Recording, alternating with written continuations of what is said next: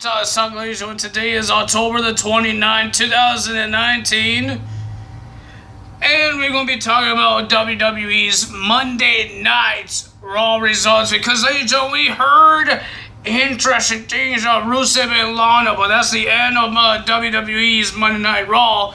So we're not going to get to that. We're going to get to the Kabuki Warriors and Paige. Paige came out to introduce her team, the Kabuki Warriors. I guess they turned heel now because what they just did. Paige was talking about why they brought the Kairi Sane and Asuka together because they won the first ever stuff and former champions.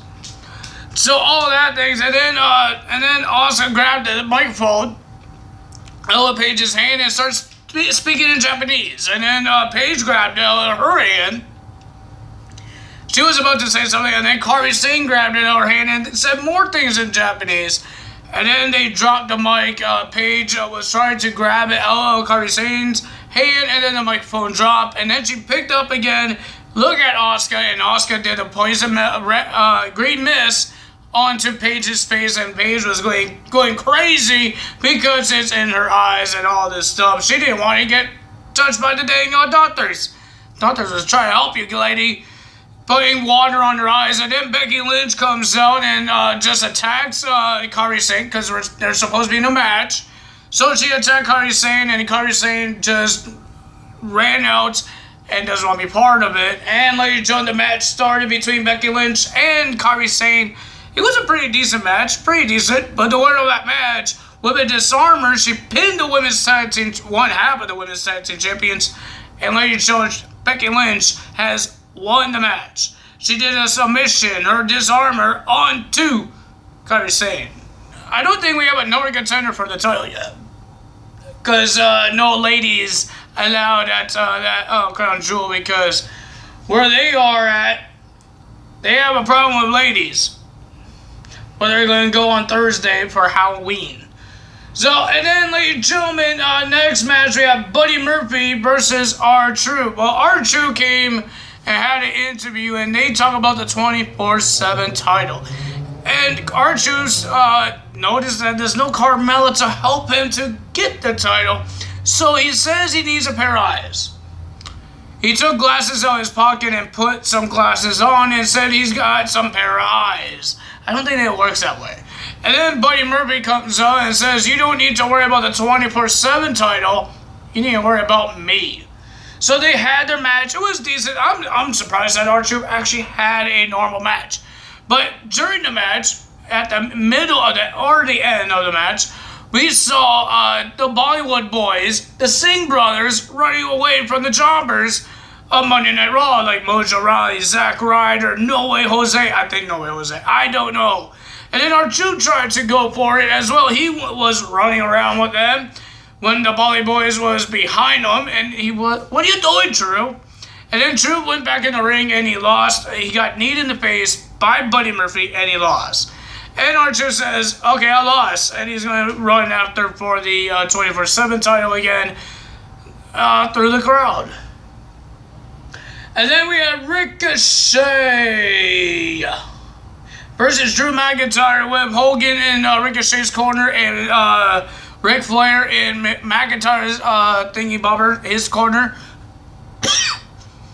Because remember, it's Team Hogan, Team Flair versus Team Flair, and all of that things happened. It was a pretty decent match. Ricochet wanted to go down. He wouldn't quit.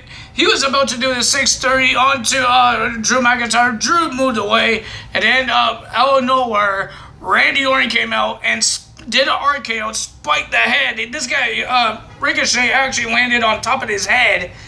It's like Rob Van Dam when he did it years ago. It was horrible. It looked scary. And then the guy was destroyed, and I wonder what's happened next. The crowd went nuts for that. Well, I fell asleep on this one because I already know who's going to win this one. We have Viking Raiders versus Jobbers. They're the tag team champions, and they're versing Jobbers. They're actually Jobbers. It wasn't guys that actually was on the show. It was some guys that this city hates of their, I think their basketball team, something like that. I'm not good with sports. I'm good with wrestling. Things like that, and you told the guess who win? Guess who win? I'll give you 10 seconds. Guess who win? Yes, the Viking Raiders won. Thanks for answering. Why? Aren't they the Raw Tag Team Champions and they have to verse jobbers still? What is this?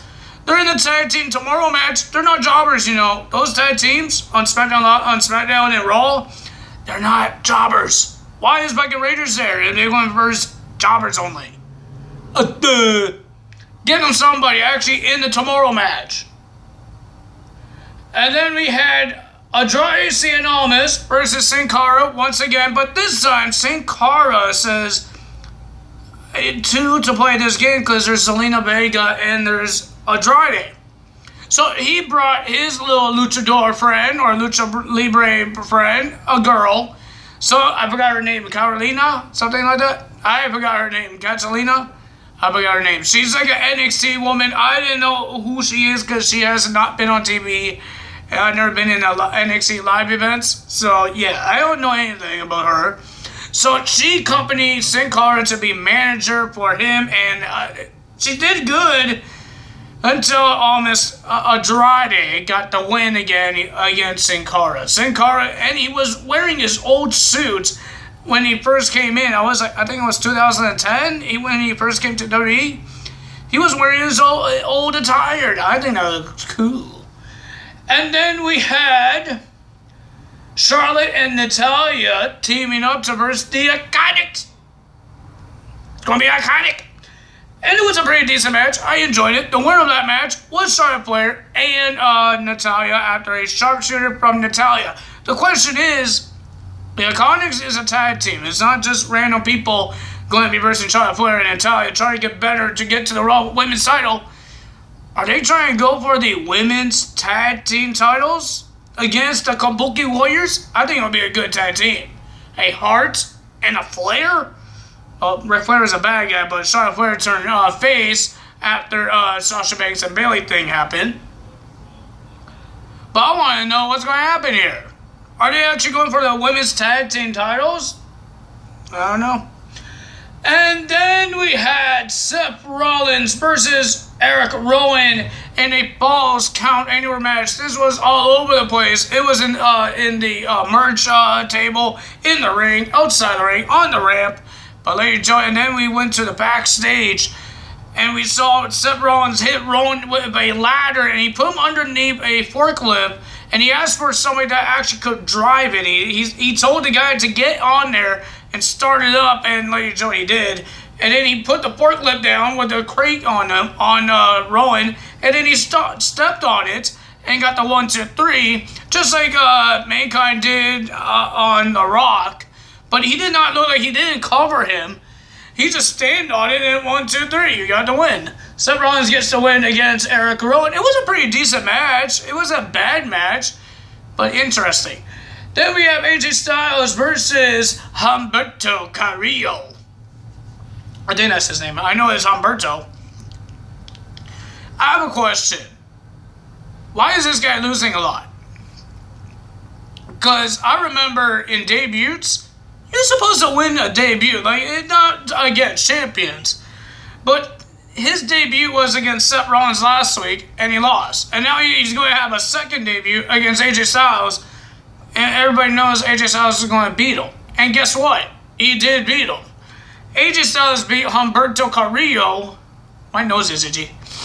He beat him, but what's the point of it? The guy that didn't get a win? He can't get a win. Seriously, it's not even for the title. It's not for the title. Why couldn't he just beat AJ Styles? Trying to get momentum for the Battle Royal at Crown Jewel. Where is it? None of these guys, I don't know who's in the dang Battle Royal. I know there's 20 men and there's some jobbers going to be in it. I know that, but why can't he get like momentum, try to be the top guy to be in the Battle Royal? Why can't he win? He's not going to be the number contender. He's just going to get momentum into the Battle Royal. Maybe he will be the best guy to win the champion, number contendership. But why he couldn't win? Why couldn't somebody get momentum over AJ Styles?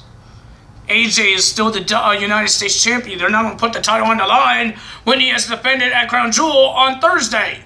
in 3 days. Well, technically 2 days.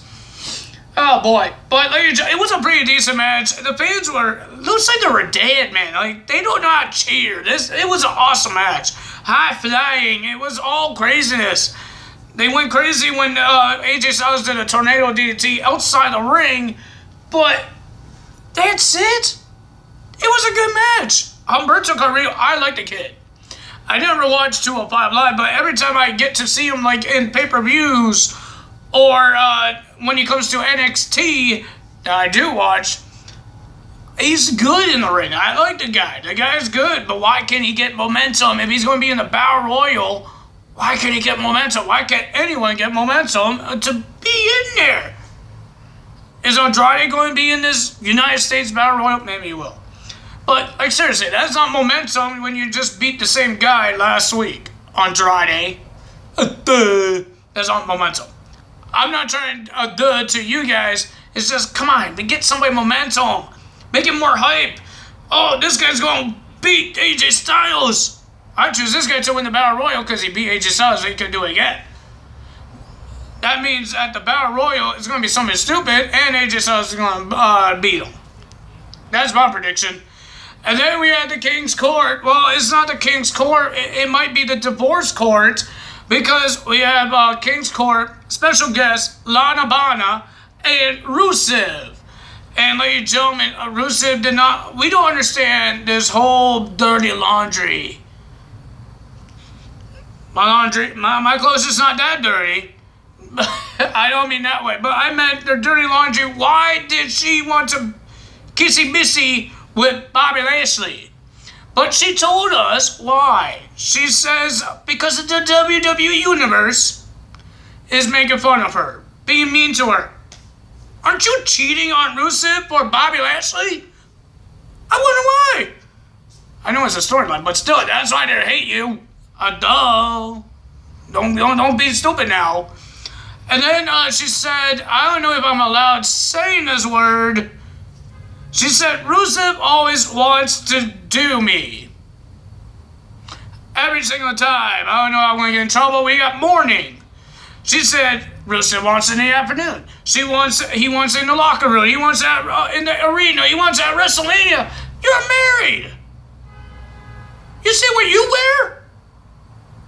You say you wear, right? Don't you want babies? And she says, Rusev wants a baby. Isn't that every couple wants? A baby? Don't they want a baby?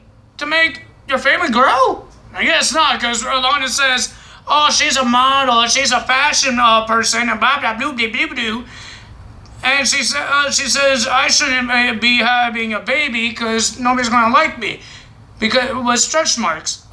There's a lot of women in WWE that people still respect and still like when they had a baby. Speaking of a person that had a baby, Brie Bella had a baby.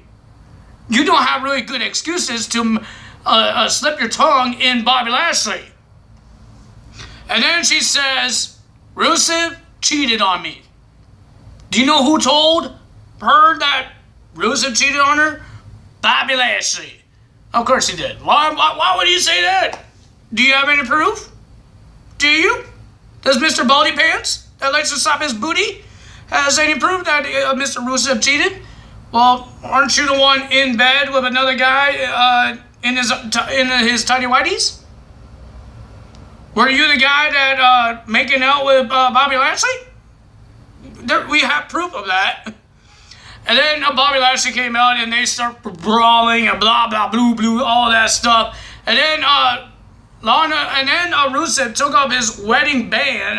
People call it wedding ring, but it's a wedding band. The women wear the wedding ring. He took his wedding band off and he says, you want her? You could have her. And he stuffed his wedding band into Bobby Lashley's mouth. And then started beating him up. And then Lana came out with a candlestick. Don't know how to hit people. Rusev didn't know how to sell it, and then he stopped her, and then he got low blow by Mr. Bobby Lashley, and then he got slapped by Lana, and then kicking the low blow, and then Bobby Lashley was still punching him, and then we saw Lana and Bobby Lashley making out once again over Rusev's body.